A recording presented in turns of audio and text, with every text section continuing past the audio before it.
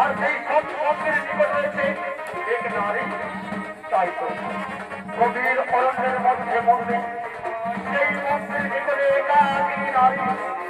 এই নারীর একাকিনী কেন মন্দির রয়েছে? সেই মন্দিরে একাকিনী কার পাশে রয়েছে? কেন ভাই এসেছেন এই মন্দিরে? আমি কেটে জিজ্ঞেস নারী কেন মন্দিরে?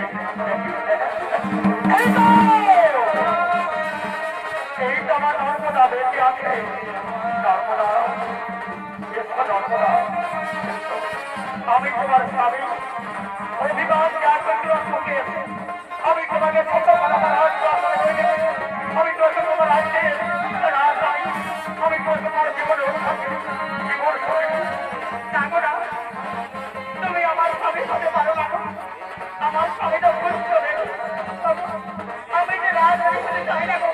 তুমি তো আমার দায়িত্ব নষ্ট করে দিও না। আমার দায়িত্ব নষ্ট হবে না। আমি তোমার ভালো নেবো না। তুমি অভিমান রাখো নেবো না। আমি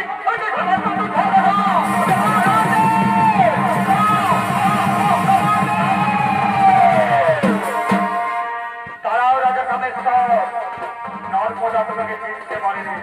নর্মদা বুঝছো? নর্মদা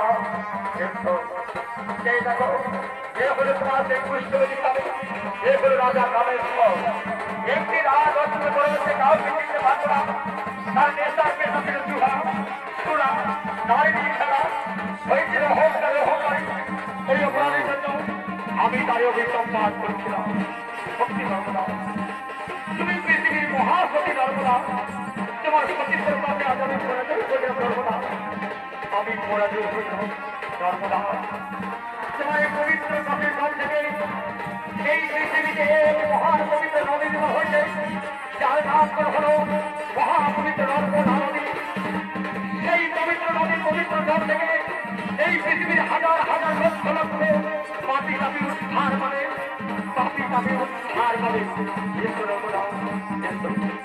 আজ তোমাদের ভয়ে চিরবিরোধী আমি চিরভূমি অনেক ভোগ করে দিলাম। ভগৎ দেবতা আমাদের প্রণাম গ্রহণ করুন, আমাদের আশীর্বাদ করুন, আশীর্বাদ করুন।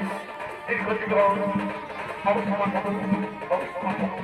সুখে দেখো, শান্তি দেখো, সুখের শান্তিতে রাজ্যের প্রজনের মনে করো, রাজ্যের প্রজনের শরীর রাখো।